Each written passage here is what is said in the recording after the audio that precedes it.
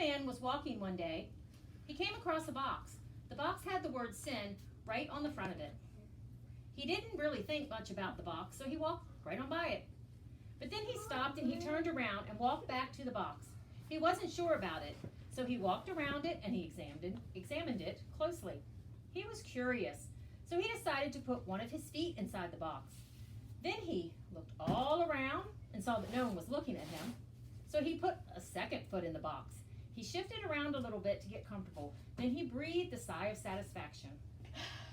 After a while, he decided that it was time to leave the box, so he tried to step out. Oh no, his legs couldn't move. No matter how hard he struggled, he just couldn't get out of that box. His face showed his frustration. He wiped the sweat from his forehead. After one final useless try, he gave up and he slumped down, waiting for someone to come along to help him. A well-dressed woman came in, counting a stack of bills in her hand. The man stuck in the box waved his hand and called out, "Help! Help! I'm stuck in this sin!" Miss Moneybags decided that she could spare a few dollars, so she walked around the box and started dropping the bills inside. The man in the box picked up the money and put it in his pocket. He tried his best to get out of the box as the woman with the money watched him, but it just didn't work.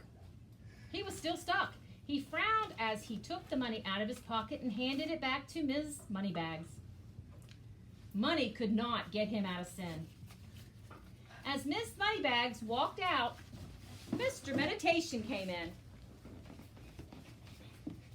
He peacefully sat beside the box, crossed his legs, closed his eyes, and breathing in deeply with his palms pressed flat against each other in the front of his chest. The man in the box watched him curiously. Mr. Meditation motioned for the man in the box to join him.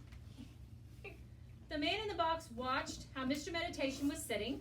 He crossed his legs, he put his palms together in front of his chest, and he closed his eyes. And he breathed deeply and waited and waited and waited some more. The man in the box and Mr. Meditation opened their eyes, looked at each other, and decided to try again. They both closed their eyes tighter, pressed their hands together harder, and breathed deeper. And as focused on as many good things as they could. The man in the box sighed and slumped over. This was not going to work.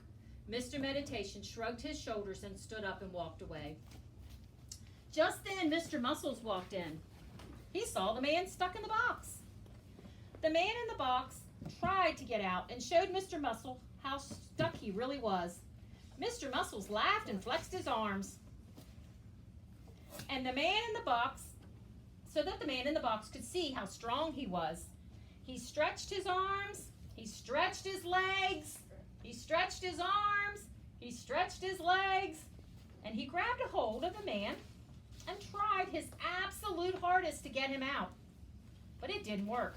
He flexed his muscles again. Before he grabbed the side of the box, and he tried his best to flip the box over. But no matter how much strength he used, he could not do it. The man in the box and Mr. Muscles both frowned as they realized together that no matter how strong you are, you can't get rid of sin. Mr. Muscle left with his head down. Mr. Molecule came in with a beaker and a test tube in his hand, holding them in the light and examining them closely.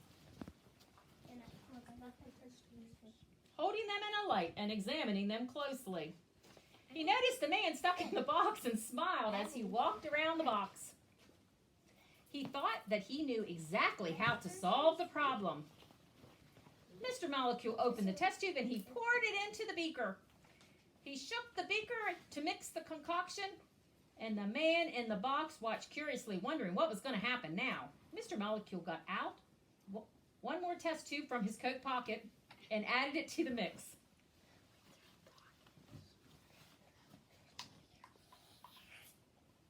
He handed the beaker to the man in the box, and he motioned for him to drink it. The man took the beaker and looked at it very nervously. As another nod of encouragement from Mr. Molecule, he shrugged his shoulders and drank everything that was in the bottle. Then they both waited for something to happen. Mr. Molecule was sure that this would that he had come up with some sort of potion that could get rid of sin. But the man in the box tried to get out. When he did, it just didn't work. They both shrugged at each other, and the man in the box handed the beaker to Mr. Molecule as he left. Miss Intellectual walked in around this time.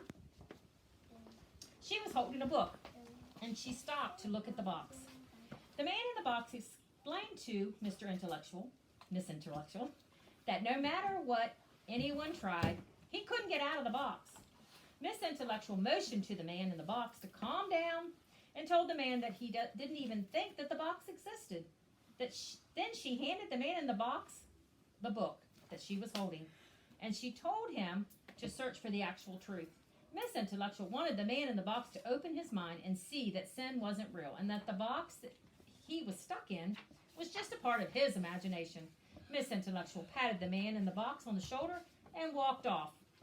As the man in the box stared with a puzzled look at the book that he was handed, he knew that sin was real, and he was stuck in it. He tossed the book out of the box and put his face in his hands, but didn't think that he would ever find a way to get out of sin. Just then, a believer came in carrying a Bible in her hand. She saw the person in the sin box and with his face in his hands and felt sorry for him. The believer went over to the box and gently placed her hands on the shoulder of the person stuck in the box.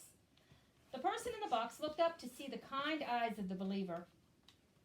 He tried his best to explain to the believer what had happened to him.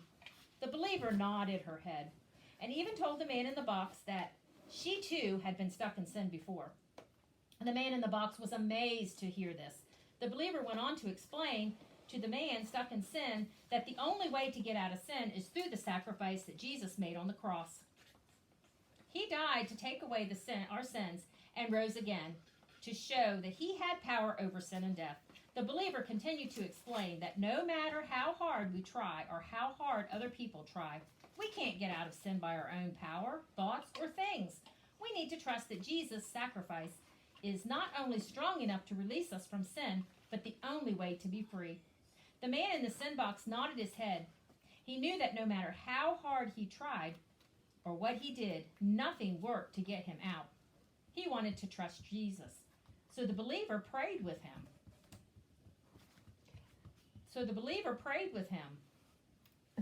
Amelia. So the believer prayed with him. And he believed. He confessed his sins and he accepted Jesus into his heart. And then, without even thinking about it, he was able to take one of his legs out of the box. He smiled. He looked at the believer who was nodding in encouragement. He was happy, so he took his other leg out of the box.